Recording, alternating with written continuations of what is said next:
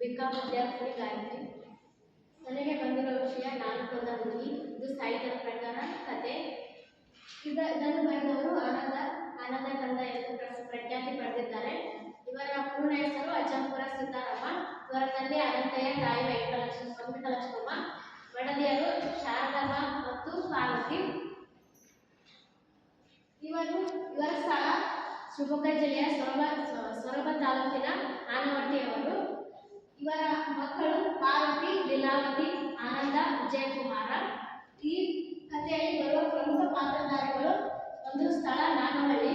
ಅದರಲ್ಲಿ ಪ್ರಮುಖ ವ್ಯಕ್ತಿಗಳಾದಂಥ ಕರಿಯಪ್ಪವರು ಬರ್ತಾರೆ ಮತ್ತು ಕಥಾ ಸಂಚಾಲಕರು. ಇವರು ಯಾವಾಗಲೂ ಕೊಡಲು ಕ್ಯಾಮರಾವನ್ನು ಜೊತೆಗೆ ಇಟ್ಕೊಂಡು ಪ್ರಸಿದ್ಧ ಸ್ಥಳಗಳಿಗೆ ಹೋಗಿ ಶಿಲ್ಪಕಲೆಗಳನ್ನು, ಹಲವಾರು ಪ್ರಸಿದ್ಧ ಐತಿಹಾಸಿಕ ಸ್ಥಳಗಳಿಗೆ ಹೋಗಿ ಚಿತ್ರಪಟಗಳನ್ನು ಸಂಗ್ರಹಿಸುವುದು ಇವರ ಕೆಲಸವಾಗಿತ್ತು.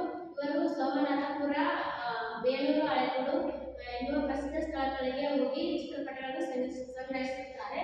ಮತ್ತು ಪಾತ್ರಧಾರಿಗಳು ಲಕ್ಷ್ಮಿ ಮತ್ತು ಲೇಖಕರ ಮಡದಿಯಾಗಿರ್ತಾರೆ.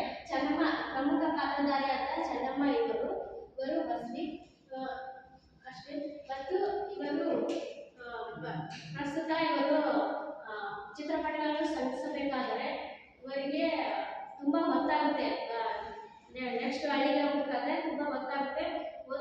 ಹೋಗ್ಬೇಕಾದ್ರೆ ಓದ್ತಾದಾಗ ವ್ಯಕ್ತಿ ಬಂದು ಹೇಳ್ತಾನೆ, ಇವ್ರಿಗೆ ತುಂಬ ಹೊತ್ತಾಗಿದೆ, ನಿಮಗೆ ಅನುಕೂಲವಾದರೆ ಈ ಊರಿನ ಗಣ್ಯ ವ್ಯಕ್ತಿ ಆದಂಥ ಕರಿಯಪ್ಪನವರಿದ್ದಾರೆ, ಆ ಮನೆಯಲ್ಲೇ ನೀವು ಇರ್ಬೋದು, ಅವರು ಇವ್ರಿಗೆ ಅನುಕೂಲ ಮಾಡಿಕೊಡ್ತಾರೆ ಅಂತ ಹೇಳ್ತಾರೆ. ಹೇಳಿದಾಗ ಅವ್ರನ್ನ ತಂದು ಆ ಮನೆಗೆ ಬಂದು ಬಿಡ್ತಾರೆ. ಅವ್ರು ತಂದು ಬಿಟ್ಟಾಗ 9 ಗಂಟೆ, ಸುಮಾರು 9 ಗಂಟೆ ಆಗಿರುತ್ತೆ. ಆದಾಗ ಅವ್ರನ್ನ ಬಂದ ತಕ್ಷಣ ಅವ್ರನ್ನ ಊಟ, ಉಪಚಾರ, ಅತಿಥಿ ಸತ್ಕಾರ ತುಂಬ ಚೆನ್ನಾಗಿ ನೋಡ್ಕೋತಾರೆ. ಅವ್ರನ್ನ ನೋಡಿದಾಗ ಇವ್ರಿಗೆ ತುಂಬ ಖುಷಿ ಆಗುತ್ತೆ. ಕಥಾ ಸಂಚಾಲಕ ಇರ್ತಾರಲ್ಲ, ಅವ್ರಿಗೆ ತುಂಬ ಖುಷಿ ಆಗುತ್ತೆ, ತುಂಬ ಒಳ್ಳೆಯ ವ್ಯಕ್ತಿಗಳಿದಾರಲ್ಲ ಅಂತಂದು. ಆಮೇಲೆ ಇವರು ಅವ್ರ ಮಡದಿ ಆದಂಥ ಲಕ್ಷ್ಮಿ ಅವ್ರನ್ನ ತುಂಬ ಪ್ರೀತಿಸ್ತಿರ್ತಾರೆ. ಭಾಳ ಅವ್ರ ಮೇಲೆ ಅಗಾಧವಾದ ಪ್ರೀತಿ, ವಾತ್ಸಲ್ಯ ಎಲ್ಲ ಇರುತ್ತೆ. ಆಮೇಲೆ ಅವ್ರಿಗೋಸ್ಕರ ದಿನಾಲು ಪತ್ರ ಬರೆದಿರ್ತಾರೆ. ನಾನು ಇವತ್ತು ಲಕ್ಷ್ಮಿಗೆ ಇಲ್ಲಿ ನಡೆದಿರುವ ಎಲ್ಲ ವಿಷಯನ ಏನೇನು ಮಾಡಿದೆ ಪ್ರತಿಯೊಂದನ್ನು ಬರಿಬೇಕಲ್ಲ ಅಂತ ಬರೀತಾರೆ. ಪತ್ರ ಬರೀತಾರೆ. ಪತ್ರ ಬರೆದ್ಮೇಲೆ ಅವರು ಅದನ್ನ ಅಂಚೆ ಕಚೇರಿಗೆ ಸಲ್ಲಿಸ್ಬೇಕಾದ್ರೆ ಆ ಅಂಚೆ ಕಚೇರಿ ಎಲ್ಲಿದೆ ಅಂತ ನಿಮಗೆ ಗೊತ್ತಿರಲ್ಲ. ಆಮೇಲೆ ಒಂದು ಅವ್ರ ಬಾಗಿಲು ಸಿಗದಾನೆ ಒಬ್ಬಳು ಹುಡುಗಿ ಕುಂದಿರ್ತಾಳೆ, ಪ್ರಾಯದ ಹುಡುಗಿ. ಅವಳು ಯಾರಂತ ಇವ್ರಿಗೆ ಗೊತ್ತಿರಲ್ಲ. ಅವರು ಆಮೇಲೆ ಅವ್ರನ್ನ ಕರಿತಾಳೆ, ಏನಮ್ಮ ಅಂತಂದು ಕರೆದಾಗ, ಏನಮ್ಮ ಬಾಯಿಗೆ ಅಂತಂದ್ರೆ ಏನು ಬುದ್ಧಿ ಅಂತ ಹೇಳ್ತಾಳೆ. ಹೇಳಿದ್ಮೇಲೆ ಹೀಗೆ ನಾನು ಪತ್ರ ಬಂದಿದ್ದೆ, ಅದನ್ನ ಅಂಚೆ ಕಚೇರಿಗೆ ಸಲ್ಲಿಸ್ಬೇಕಾಗಿತ್ತು, ಅದು ಎಲ್ಲಿದೆ ಅಂತ ನನಗೆ ಗೊತ್ತಿಲ್ಲ, ಸ್ವಲ್ಪ ಹೇಳ್ತೀಯಾ ಅಂತ ಹೇಳ್ತಾಳೆ. ಅಲ್ಲಿ ಬೇರೆಯವ್ರಿಗೆ ಹೇಳ್ಬೇಕಾದ್ರೆ ಅಲ್ಲಿ ಯಾರು ಇರಲ್ಲ, ಅವಳ ಒಬ್ಬಳೇ ಇರ್ತಾಳೆ. ಅದಕ್ಕೆ ನಾನೇ ಹಾಕಿ ಬರ್ತೀನಿ ಅಂತ ಇಸ್ಕೊಂಡು ಹೋಗ್ತಾಳೆ. ಹೋದ್ಮೇಲೆ ಅವತ್ತಿನ ದಿನ ಅಲ್ಲಿಗೆ ಅವರು ಇನ್ನೇನು ಮುಂದಿನ ದಿನ ಹೋಗ್ಬೇಕು ಅಂದ್ಕೊಂಡಿರ್ತಾರೆ. ಆದರೆ ಅಲ್ಲಿ ಒಂದು ಪ್ರಸಿದ್ಧವಾದ ಒಂದು ರಂಗಪ್ಪನ ಗುಡಿ ಅಂತ ಒಂದು ಪ್ರಸಿದ್ಧವಾದ ಸ್ಥಳ ಇರುತ್ತೆ. ಒಬ್ಬ ವ್ಯಕ್ತಿ ಹೇಳ್ತಾರೆ, ಇಲ್ಲಿ ಪ್ರಸಿದ್ಧವಾದ ಸ್ಥಳ ಇದೆ, ನೀವು ನೋಡಬೇಕು ಅಂತ. ಅವ್ರಿಗೆ ತುಂಬ ಖುಷಿ ಆಗುತ್ತೆ. ಹೌದಲ್ಲ ಅಂತಂದು ಅದನ್ನ ಸ್ವಲ್ಪ ಚಿತ್ರಪಟಗಳನ್ನು ಸಂಗ್ರಹಿಸಿ ಹೋಗ್ಬೇಕಲ್ಲ ಅಂತಂದು ಅವ್ರು ಅಲ್ಲೇ ಉಳ್ಕೊಳ್ಳೋಕ್ಕೆ ಪ್ರಯತ್ನ ಪಡ್ತಾರೆ. ಆಮೇಲೆ ಮಲ್ಕೋತಾರೆ. ಅವತ್ತು ಮಲ್ಕೊಂಡಾಗ ಮರುದಿನ ಅವರು ಎಲ್ಲರೂ ಹೋಗ್ಬೇಕಲ್ಲ ನಾವು ಅಂತ ಯೋಚನೆ ಮಾಡ್ತಾರೆ. ಅವ್ರಿಗೆ ಒಂದು ನೆನಪಿಗೆ ಬರುತ್ತೆ. ಅಲ್ಲಿ ಒಬ್ಬ ವ್ಯಕ್ತಿ ಹೇಳ್ತಿರ್ತಾರೆ, ಆ ಮನೆಯಿಂದ ಒಂದು ತೋಟ ಇದೆ, ಅದು ತುಂಬ ಚೆನ್ನಾಗಿದೆ ಅಂತ ಹೇಳ್ತಿರ್ತಾರೆ. ಹೌದಲ್ಲ, ಅದು ನೋಡ್ಬೇಕಲ್ಲ, ಅದು ದಾರಿ ಏನಿದೆ ನನಗೆ ಗೊತ್ತಿಲ್ಲ, ಯಾರನ್ನಾದ್ರೂ ಕೇಳೋದಂದ್ರೆ ಯಾರು ಇಲ್ಲವಲ್ಲ ಅಂತಂದು ಮತ್ತೆ ಅವರು ಅದೇ ಕಂಬಕ್ಕೆ ಹೊರಗೆ ಚೆನ್ನಮ್ಮ ಕುಂತಿರ್ತಾಳೆ. ಕುಂತಾಗ ಮತ್ತೆ ಅವಳನ್ನ ಕರೀತಾರೆ. ಕರೆದ್ಮೇಲೆ, ಹಿಂಗಮ್ಮ ನಾನು ತೋಟಕ್ಕೆ ಹೋಗ್ಬೇಕು ಅನ್ಕೊಳ್ತೀನಿ, ನಿಮ್ಮ ತೋಟ ಇದೆಯಲ್ಲ, ಅದು ದಾರಿ ಎಲ್ಲಿದೆ ತೋರಿಸು ಅಂತ ಹೇಳ್ತಾಳೆ. ಆಮೇಲೆ ಹೇಳ್ತಾರೆ. ತೋರಿಸ್ಮೇಲೆ ಚೆನ್ನಮ್ಮ ಅವ್ರನ್ನ ಸರಿ ಆಯ್ತು ಬಿಡಿ, ನಾನು ನಿಮ್ಮನ್ನ ಕರ್ಕೊಂಡು ಹೋಗಿ ತೋರಿಸ್ತೀನಿ ಅಂತಂದು ಅವರಿಂದ ಬರ್ತಾಳೆ. ಬಂದಾಗ ಅವರು ಹೋಗ್ತಾರೆ. ಸ್ವಲ್ಪ ಮುಂದೆ ಹೋದಾಗ ಅವಳಿನ್ನೂ ಅಲ್ಲೇ ನಿಂತಿರ್ತಾಳೆ. ಅವ್ರು ಎಲ್ಲಿ ಬಿಟ್ಟಿರ್ತಾರೆ ಅಲ್ಲೇ ನಿಂತಿರ್ತಾಳೆ. ಅವಳು ಯಾಕೆ ಇಲ್ಲೇ ನಿಂತಿದ್ದಾಳೆ, ನನ್ನ ಮೇಲಿರೋ ಕಾಳಜಿ ಇದ್ದಾಗ ಅವಳು ನಿಂತಿರ್ಬೋದೇನೋ ಅಂತ ಅವರು ಅನ್ಕೋತಾರೆ. ಸ್ವಲ್ಪ ಮುಂದೆ ಹೋಗ್ತಾರೆ. ಅಲ್ಲೇ ತರಕಾರಿ ತೋಟ ಅವನ್ನ ದಾಟಿ ಆಮೇಲೆ ಹಣ್ಣು ಗಿಡ ಅವನ್ನೆಲ್ಲ ನೋಡ್ಕೊಂತ ಹೋಗ್ತಾರೆ. ಆ ತೋಟದಲ್ಲಿ ಒಂದು ಬಾವಿ ಇದೆ. ಆ ಬಾವಿ ಹತ್ರ ಅವ್ರಿಗೆ ನೋಡಿ ತುಂಬ ಸಂತೋಷವಾಗುತ್ತೆ. ನೋಡಿ ಆಮೇಲೆ ಲೇಖಕರು, ಕವಿಗಳಿರ್ತಾರೆ, ಜಾಸ್ತಿ ಏಕಾಂತವಾಗಿರ್ಬೇಕು,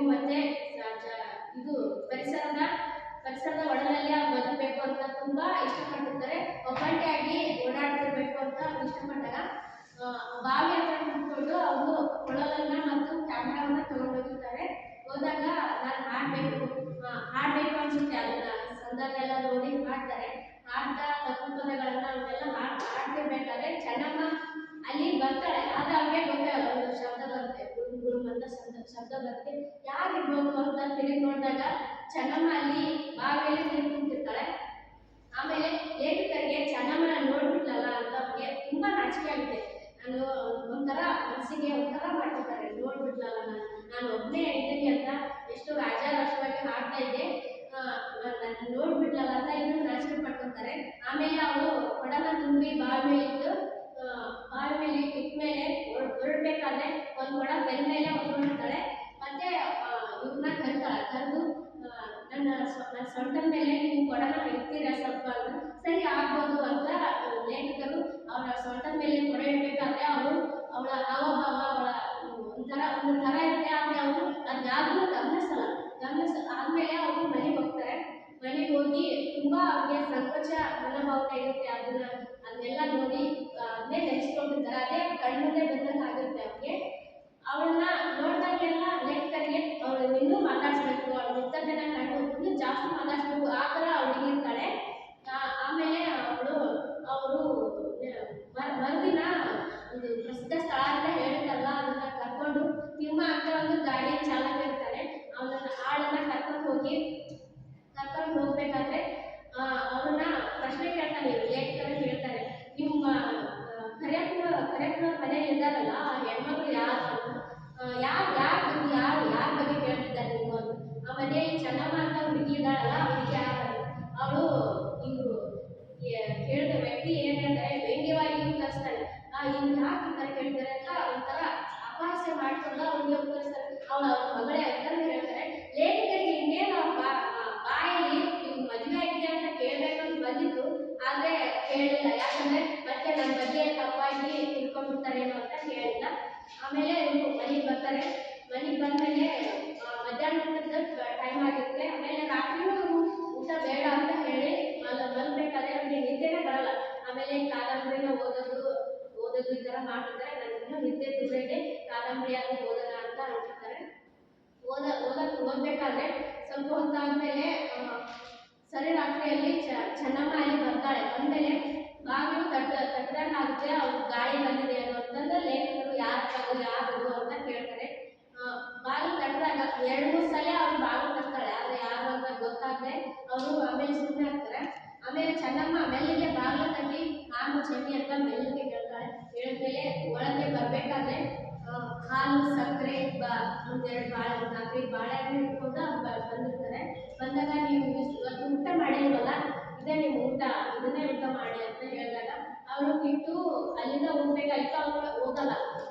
ನೀವು ನನಗೇನು ಬೇಕಾಗಿಲ್ಲ ಅಂತ ಲೇಖಕರು ಹೇಳಿದಾಗ ನೀವು ಹೋಗ್ಬೋದು ಅಂತ ಹೇಳಿದಾಗ ಚೆನ್ನಮ್ಮ ಹೋಗಲ್ಲ. ಅವ್ರು ಮಾತು ಮುಗಿಸೋದ್ರಲ್ಲೇ ಅವರು ಮನೆ ಚಿತ್ರಕನ ಹಾಕಿದಾಗ ಲೇಖಕರಿಗೆ ತುಂಬ ಭಯ ಆಗುತ್ತೆ. ಯಾರು ಈ ಥರ ಮಾಡ್ತಾಳೆ ಹುಡುಗಿ, ಯಾರು ಈ ಹುಡುಗಿ ಅಂತ ತುಂಬ ಭಯ ಆಗುತ್ತೆ. ಮತ್ತೆ ನನ್ನ ಲಕ್ಷ್ಮಿ ಬಿಟ್ಟು ನಾನು ಯಾವ ಹುಡುಗಿನೂ ಅದು ಕೆಟ್ಟ ದೃಷ್ಟಿಯಿಂದ ನೋಡಲ್ಲ, ಅವಳೇ ನನ್ನ ಜೀವ, ಅವಳೇ ನನ್ನ ಪ್ರಾಣ, ಯಾವತ್ತೂ ನಾನು ಬೇರೆ ಹುಡುಗಿನ ತಪ್ಪಾಗಿ ಅರ್ಥ ಮಾಡ್ಕೊಳ್ಳಲ್ಲ ಅಂತ ಲೇಖಕರು ಹೇಳ್ತಾರೆ. ಹೇಳಿದಾಗ ತುಂಬ ಯೋಚನೆ ಮಾಡ್ತಾರೆ, ಇವಳನ್ನ ಈ ಥರ ಮಾಡಿದ್ರು, ಈ ಥರ ನಡ್ಕೊಂಡಿದ್ದು ನೋಡಿದ್ರೆ ಏನೋ ತಪ್ಪು ನಡೆದಿದೆ ಇಲ್ಲಿ ಅಂತ ಲೇಖಕರು ಯೋಚನೆ ಮಾಡ್ತಾರೆ. ಆಮೇಲೆ ಅವಳನ್ನ ಮುಖ್ಯ ಸಂಭಾಷಣೆ ಇಲ್ಲೇ ನಡೀತೆ. ಅವಳನ್ನ ಪ್ರಶ್ನೆ ಕೇಳ್ತಾರೆ, ಯಾಕೆ ಬಂದಿದ್ದಿ ಸರುರಾತ್ರಿಯಲ್ಲಿ ಕದ್ದು ಯಾಕೆ ಬಂದಿದೆ ಅಂತ ಹೇಳಿದ್ರೆ, ಈ ಕದ್ದು ಬಂದಿಲ್ಲ ನಾನು ಅಂತ ಸನ್ನಿ ಹೇಳ್ತಾಳೆ. ಹೇಳಿದಾಗ ನೀನು ಈ ಥರ ಮಾಡೋದು ತಪ್ಪಲ್ವಾ ಅಂತ ಹೇಳ್ತಾರೆ. ನೀನು ಯಾಕೆ ಈ ಥರ ಮಾಡ್ತಿದ್ದೆ ಅಂತ, ನನ್ನನ್ನು ಬಸ್ಸಿಗೆ ಬಿಟ್ಟಿದ್ದಾರೆ, ನನ್ನ ಬರೀ ಸೇವೆ ಮಾಡೋದು, ದೊಡ್ಡ ವ್ಯಕ್ತಿಗಳಿರ್ತಾರಲ್ಲ ಅವ್ರು ಸೇವೆ ಮಾಡೋದೇ ನನ್ನ ಕೆಲಸ ಅಂತ ಸನ್ನಿ ಹೇಳ್ತಾರೆ. ಬಸ್ಸಿಗೆ ಬಿಟ್ಟಿದ್ದಾರೆ ಆ ಥರ ಅಂದರೆ ಏನು, ದೇವರು ಬಿಟ್ಟಿದ್ದಾರೆ, ಯಾವ ದೇವರು, ಯಾಕೆ ಈ ಥರ ಮಾಡ್ತಿದ್ದಾರೆ ಅಂತಂದು ಹೇಳಿದಾಗ ಚೆನ್ನಮ್ಮ ಹೇಳ್ತಾಳೆ, ನಾನು 8 ವರ್ಷದಾಗಿರ್ಬೇಕಾದ್ರೆ ನನಗೆ ಆರೋಗ್ಯ ತಪ್ಪಿತ್ತು. ಆಗ ನಮ್ಮ ಅಮ್ಮ ಅಕ್ಕೆ ಉಟ್ಕೊಂಡಿದ್ರು, ನನಗೆ ಗುಣಮುಖ ಆಗಬೇಕು ಅಂತ ಬಸ್ವಿಗೆ ಬಿಡ್ತೀನಿ ಅಂತ ಹೇಳಿದ್ರು. ನನಗೆ ಗುಣಮುಖ ಆಯಿತು, ಅದಕ್ಕೆ ನಾನು ಈ ಸೇವೆನ ಮುಂದುವರಿಸ್ತಾ ಇದ್ದೀನಿ ಅಂತ ಹೇಳ್ತಾರೆ. ಆ ಥರ ಮಾಡೋದು ತಪ್ಪಲ್ಲ. ನಿಮ್ಮ ಅಪ್ಪ ಅಮ್ಮನಿಗೆ ಗೊತ್ತಾಗಲ್ವ ಈ ಥರ ಮಾಡಿದಾರಲ್ಲ, ತಪ್ಪಲ್ವ? ನಿಮ್ಮ ಅಪ್ಪನಿಗೆ ಗೊತ್ತಾದ್ರು, ಹೌದು ನಮ್ಮ ಅಪ್ಪ ಅಮ್ಮನಿಗೆಲ್ಲ ಈ ವಿಷಯ ಗೊತ್ತು ಅಂದರು. ಇದು ಸೂಳೆಗಾರಿಕೆ ಅಲ್ವಾ ಅಂತ ಲೇಖಕರು ಹೇಳ್ತಾರೆ. ಆ ಥರ ಹೇಳ್ಬೇಡಿ ದುಡ್ಡಿನ ಆ ಥರ ಸೂಳೆಗೂ ಅದು ಅವರು ಕಸವಾಗುತ್ತೆ. ದುಡ್ಡಿನ ಆಸೆಗೋಸ್ಕರ ಈ ಥರ ಮಾಡ್ತಿರ್ತಾರೆ. ಆದರೆ ನಾನು ಆ ಥರ ಅಲ್ಲ, ನಿಮ್ಮ ದೊಡ್ಡ ದೊಡ್ಡ ವ್ಯಕ್ತಿಗಳನ್ನ ಸೇವೆ ಮಾಡೋದೇ ನನ್ನ ಕರ್ತವ್ಯ. ನಾನು ದುಡ್ಡಿನ ಆಸೆಯಿಂದ ಈ ಥರ ಮಾಡಲ್ಲ ಅಂತ ಚೆನ್ನಾಗಿ ಹೇಳ್ತಾಳೆ. ಹೇಳಿದಾಗ ಆಮೇಲೆ ನೀನು ನನ್ನ ದೇವರು ಅಂದ್ಕೊಂಡಿದೆಯಲ್ಲ, ಇದನ್ನ ಈ ಕೆಲಸನ ಬಿಟ್ಬಿಡು ಅಂತ ಹೇಳ್ತಾರೆ. ಆಗ ಚೆನ್ನಮ್ಮ ತುಂಬ ಯೋಚನೆ ಮಾಡ್ತಾಳೆ, ಯಾಕೆ ಯೋಚನೆ ಮಾಡ್ತಾಳೆ. ಅವರು ಮಾತಾಡ್ತಾರೆ ಇರ್ತಾರೆ, ಆದರೆ ಇವ್ರೇನು ಮಾತಾಡಲ್ಲ. ಆಮೇಲೆ ಹೋಗ್ತಾಳೆ. ಚೆನ್ನಮ್ಮಗೆ ಹೋಗ್ಬೇಕಾದ್ರೆ, ನಾನು ನಿಂಗೆ ಈ ಥರ ಹೇಳಿದ್ದಕ್ಕೆ ತಪ್ಪಾಯ್ತು ನಾನು ನಿನ್ಗೆ ಕೋಪ ಬರ್ಸಿದ, ಬೇಜಾರಾಯ್ತಾ ಅಂತ ಲೇಖಕ ಕೇಳಿದಾಗ, ಇಲ್ಲ ಬುದ್ಧಿ ಆಗಿರಲಿಲ್ಲ ಇದನ್ನು ಹೇಳಿ ಹೋಗ್ತಿರ್ಬೇಕಾದ್ರೆ ಅವಳಿಗೆ ಒಂದು ಹಣೆ ಕೊಟ್ಟು ಅವನ್ನ ಕಳಿಸ್ತಾರೆ. ಕಳಿಸಿದ ಮೇಲೆ ಅವರು ಅವಾಗ ಮಲ್ಕೊಂಡಾಗ ಬೆಳಗ್ಗೆ ಎದ್ದ ತಕ್ಷಣ ಅವ್ರಿಗೆ ಒಂದು ವಿಚಾರ ಆಗ್ತದೆ. ಅವರು ಇನ್ನೂ ಮಲ್ಕೊಂಡಿರ್ತಾರೆ, ಆದರೆ ಕರೆಯಪ್ಪನವ್ರು ಅವ್ರ ಮನೆಗೆ ಅವ್ರ ರೂಮ್ ಒಳಗೆ ಬಂದಿದ್ದ ಅವ್ರಿಗೆ ಗೊತ್ತಾಗಿರಲ್ಲ. ಬಂದಾಗ ಅವರು ನಮಗೆ ಬಿಟ್ಟು ಹೋದ್ಲು ಅನ್ನೋ ಅಷ್ಟರಲ್ಲೇ ಅವ್ರ ಮಾತು ಮುಗ್ದೋಗುತ್ತೆ. ಮತ್ತೆ ಇನ್ನೊಬ್ಬ ಹೇಳ್ತಾರೆ, ಅವ್ರು ಬಾವಿಗೆ ಬಿದ್ದು ಸತ್ತು ಅಂತ. ಹಾಗಾದ್ರೆ ನಾನು ಈ ಥರ ಮಾತಾಡ್ತಿದ್ದೇನೆ, ಅವಳು ಈ ಥರ ಮಾಡ್ಕೊಳ್ಳೇನು, ನನ್ನಿಂದನೇ ಆ ಹುಡುಗಿ ಈ ಪ್ರಾಣನ ಕಳ್ಕೊಳ್ಳೇನು, ನನಗೆ ಯಾಕೆ ಬೇಕು ವಿಷಯ ಅಲ್ಲ. ಅವ್ರ ಧರ್ಮ ಏನೇ ಮಾಡ್ಕೊಂಡಿದ್ರು, ನಾನು ಹೇಳಿ ಹುಡುಗಿನ ಸಾಯಿಸ್ಬಿಟ್ರಲ್ಲ ಅಂತ ಇವ್ರಿಗೆ ಒಂದು ಕಾಡ್ತಾನೆ ಇರುತ್ತೆ. ಆಮೇಲೆ ಬಾವಿಲಿ ಬಿದ್ದಿರ್ಬೇಕಾದ್ರೆ ರಾತ್ರಿ ಅವಳು ಬಿದ್ದಿರ್ತಾಳೆ. ಇನ್ನೇನು ಪ್ರಾಣ ಉಳಿದಿರಲ್ಲ ಅಂತ ಅಲ್ಲಿ ಹೋಗಿ ನೋಡ್ಬೇಕಾದ್ರೆ ಅವ್ರಿಗೆ ಲೇಖಕರಿಗೆ ತುಂಬ ನೋವಾಗುತ್ತೆ. ನೋವಾದ್ಮೇಲೆ ಮುಂಚೆ ತಪ್ಪಿಡ್ತಾರೆ. ಅಲ್ಲಿರೋ ಜನರೆಲ್ಲ ನೀರು ಹಚ್ಚಿ ಅವ್ರನ್ನ ಎಬ್ಬಿಸಿ, ಆಮೇಲೆ ಅವ್ರು ಅಲ್ಲಿಂದ ಇನ್ನೇನು ನಾನು ಹೋಗ್ಬೇಕು, ಇಲ್ಲಿ ಇರಬಾರ್ದು ನಾನು, ಮತ್ತೆ ನನ್ನಿಂದ ಮತ್ತೆ ಅವ್ರಿಂದ ಫೋಟೋ ತೆಗೆದಿರ್ತಾರೆ. ಫೋಟೋ ತೆಗೆದಾಗ ಇನ್ನೇನು ನಾನು ಫೋಟೋನ ಇಡಬೇಕು ಅಂದರೆ ಇನ್ನೂ ಇವ್ರಿಗೆ ನೋವಿಗೆ ಕಾರಣ ಅಂತ ಆ ಫೋಟೋನ ನಾವು ಒಯ್ಯಬೇಕು ಅಂತಂದು ಅಲ್ಲಿಂದ ಅವ್ರಿಗೆ ನೋಡ್ತಾರೆ. ನೋಡಿದ್ಮೇಲೆ ಪ್ರಯಾಣ ಮಾಡ್ತಿರ್ಬೇಕಾದ್ರೆ ಅವ್ರಿಗೆ ಹೊರಗು ಕಾಡ್ತಾನೆ ಇರ್ತವೆ. ಊರು ಮುಟ್ಟೋವರೆಗೂ ನಾನು ಈ ಥರ ಮಾಡಿಬಿಟ್ಟೆ, ನನ್ನಿಂದ ನಾನು ಕೊಂದ ಹುಡುಗಿ ಅಂತ ಯಾಕೆ ಈ ಥರ ಬರುತ್ತೆ ಅಂದರೆ ಅವರಿಂದನೇ ಅವ್ರು ಕೊಂದ್ರು ಅಂತ ಅವ್ರು ಹೊರಗು ಕಾಡ್ತಿರ್ತಾರೆ. ಆದರೆ ಅವರಿಂದ ಅವ್ರು ಸತ್ತಿದ್ದು ನಿಜ, ಆದರೆ ಅವರಿಂದ ಅವ್ರು ಸತ್ತಿರಲಿಲ್ಲ. ಅವಳು ತನ್ನ ಪ್ರಾಣ ಅಪಾಯ ಮಾಡೋಕ್ಕೂ ಅವ್ರಿಗೆ ಯಾವ ಸಂಬಂಧ ಇಲ್ಲ. ಅವರು ಬರೀ ಬುದ್ಧಿ ಹೇಳೋದಕ್ಕೋಸ್ಕರ ಹೇಳಿದ್ರು ಹೊರತು ತಪ್ಪಾಗಿ ಏನು ಯೋಚನೆ ಮಾಡ್ತಿರಲಿಲ್ಲ. ಆದರೆ ಅವಳು ನಾನು ಯಾಕೆ ಬದುಕಿರ್ಬೇಕು, ಇಷ್ಟೆಲ್ಲ ತಪ್ಪು ನಾನು ಮಾಡಿ ಇನ್ನೂ ಬದುಕಿರ್ಬಾರ್ದು ಅಂತ ತನ್ನ ಪ್ರಾಣನ ಕಳ್ಕೊಳ್ತಾಳೆ. ಈ ವಿಷಯನ ತನ್ನ ಹೆಂಡತಿಗೆ ಹೇಳಿದ್ರೆ ಏನಾದರೂ ತಪ್ಪಾಗಿ ತಿಳ್ಕೊಂಡ್ಬಿಟ್ಟಾಳೆ ಅಂತ ಲೇಖಕರು ಯೋಚನೆ ಮಾಡ್ತಾರೆ. ಆದರೆ ಆ ವಿಷಯನ ಅವಳ ಹೆಂಡತಿಗೆ ಹೇಳೋದು. ಈ ಕಥೆಯ ಆಶಯ ಏನಂದರೆ, ಈಗಿನ ಕಾಲದಿಂದಲೂ ಹಿಂದಿನ ಕಾಲದವರೆಗೂ ಪ್ರತಿಯೊಂದು ಹಳ್ಳಿಯಲ್ಲಿ ದೇವದಾಸಿಯನ್ನ ಬಸವಿ ಬಿಡೋದು, ಮತ್ತೆ ಆದಷ್ಟು ದಲಿತ ಮಕ್ಕಳೇ ಜಾಸ್ತಿ ಈ ಪದ್ಧತಿಗೆ ಗುರಿ ಆಗ್ತಿದ್ದಾರೆ. ಸತಿ ಸಹಗಮನ ಪದ್ಧತಿ ಅಂದರೆ ತಾನು ಗಂಡ ಸತ್ತ ಮೇಲೆ ಹೆಂಡತಿ ಜೊತೆಗೆ ತಲೆ ಮನಸ್ಕೊಟ್ಟು ಆಡಬೇಕು, ಆ ಥರ ಪದ್ಧತಿ ಆಗಿತ್ತು. ಆದರೆ ಒಬ್ಬರು ಬಲವಂತವಾಗಿ ಅವರನ್ನ ಎಳೆದಾಕೋದು ಈ ಥರ ಮಾಡಿದ್ರು, ಅದು ತಪ್ಪು. ಮತ್ತು ದೇವದಾಸಿಯನ್ನ ಅವ್ರ ಮನಸ್ಥಿತಿಗೆ ಕೊರತೆ ಮಾಡಿ, ಅವರ ಆಸೆ ಕನಸುಗಳಿಗೆ ಕೊರತೆ ಮಾಡಿ ಅವ್ರ ಭಾವತತ್ವನ ಕಳ್ಕೊಂಡು ಬೇರೆ ಒಂದು ಗಂಡಸಿಗೋಸ್ಕರ ತನ್ನ ಶೀಲವನ್ನು ಕಳ್ಕೊಳ್ಳೋದಿಲ್ಲ, ಅದು ತಪ್ಪು.